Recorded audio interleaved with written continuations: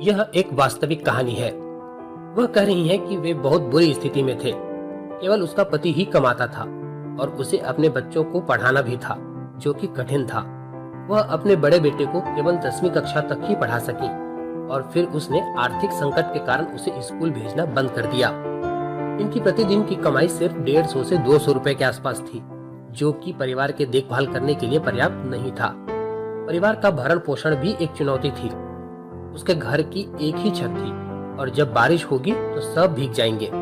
जीना बहुत मुश्किल हो जाता था, पर उसकी जिंदगी बदल गई। चलिए देखते हैं कैसे।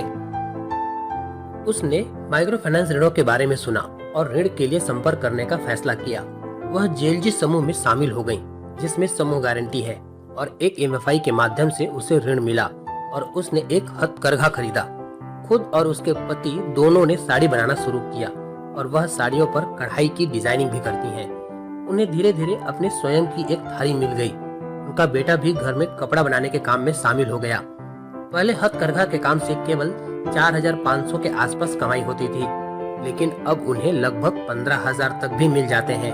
अब वे अच्छा प्रबंधन कर सकते थे। क्या होता है जब एक महिला का व्यवसाय फलता फूलता है? व्यवसाय से होने वाली आय में से एक वर्ष की बचत से उन्होंने एक घर बनवा लिया। पहले कोई रिश्तेदार उनसे मिलने नहीं आता था, लेकिन अब स्थिति अलग है। उनकी स्थिति में अब सुधार हुआ है। अब सब कुछ बेहतर हो गया है। बच्चे बड़े हो गए हैं और बिजनेस भी। कमाई के चलते अब जीवन में कोई चिंता नहीं है। क्या होता है जब एक महिला वित्तीय सुरक्षा प्राप्त करती है?